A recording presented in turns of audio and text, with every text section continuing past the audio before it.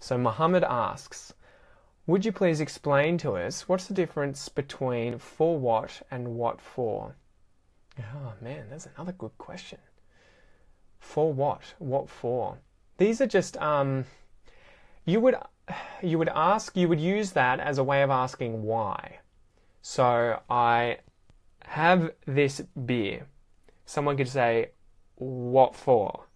Meaning, for what purpose do you have this beer? And they can use either one. They could say, for what? So I've got this beer. Yeah, but for what? Why do you have it? What's the purpose? For what? To do what? For what? But they could also say, like, they could say, what for? So you can use either. You could just reverse them. Maybe you bought a brand new jumper. Okay, you live in a really hot environment, but you decided to buy a really, really big jumper that is really warm.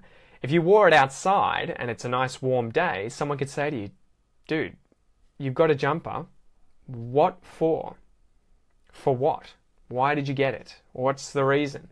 And they'll tend to be standalone short phrases, right? So you probably won't hear them often, what for do you have this? Or anything like that. It'll just be, what for? For what?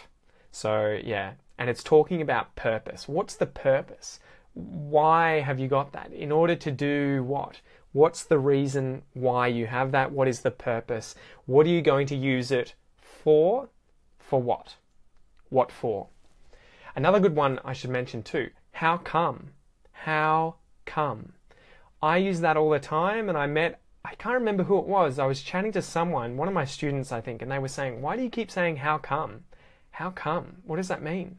How come is another way of saying why. So I came to France. How come?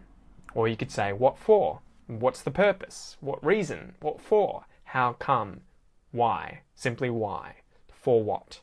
So they're all synonyms, guys, and you will hear them used all the time.